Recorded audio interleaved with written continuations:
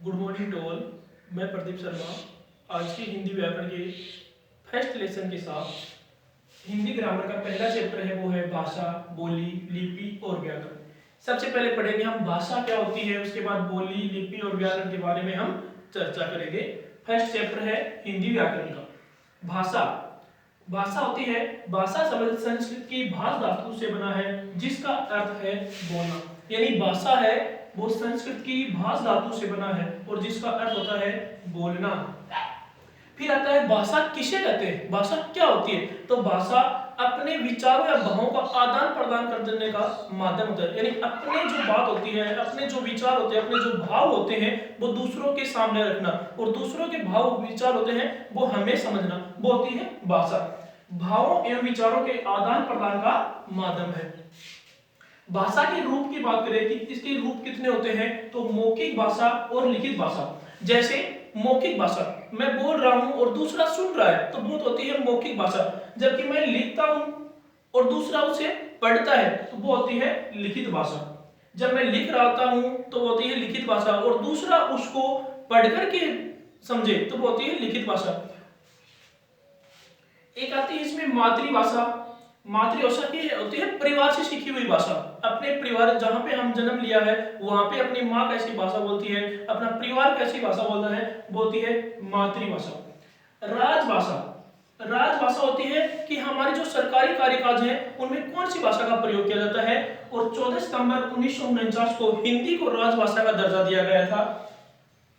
राष्ट्रभाषा यानी अलग अलग राज्यों में अलग अलग जगह पे अलग अलग भाषा बोली जाती है, लेकिन हमारी राष्ट्रभाषा कौन सी है, तो हमारी राष्ट्रभाषा हिंदी है। यानी संपूर्ण देश में हिंदी को अच्छी तरह से समझा जाता है और बोली जाती है, तो राष्ट्रभाषा हिंदी है।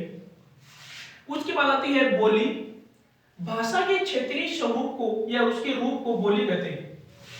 फिर है लिपि। लिपि क्या होती है, तो लिपि होती है किसी भी भाषा के वर्णों को लिखने की विधि, यानी उसका तरीका क्या है, उसको लिखने का विधि क्या है, वो होती है लिपि।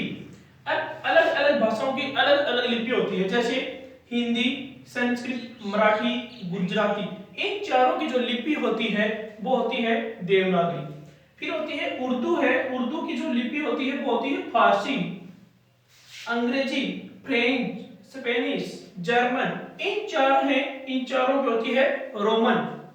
पंजाबी, पंजाबी की जो लिपि होती है वो होती है गुरुमुखी।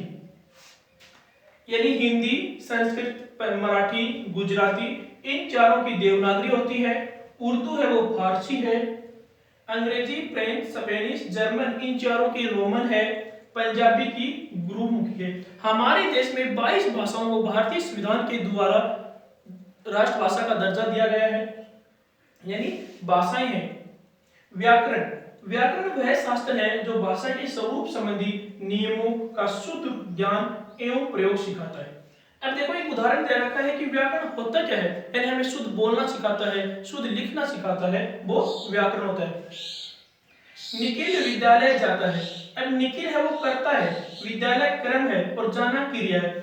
इसको हमने व्याकरण के अनुसार इसको शुद्ध लिखा है कि सबसे पहले हमने कर्ता लिखा, उसके बाद हमने कर्म लिखा, उसके बाद क्रिया लिखा। ये व्याकरण का शुद्ध रूप होता है। अगर इसी को हमने चेंज पेंज करके लिखते कि सबसे पहले विद्यालय लिखते, विद्यालय निखिल जाता है, तो वो गलत हो जाता है। या सबसे पहले क्रिया लिखते, जाता निखिल विद्यालय है, तो वो गलत है।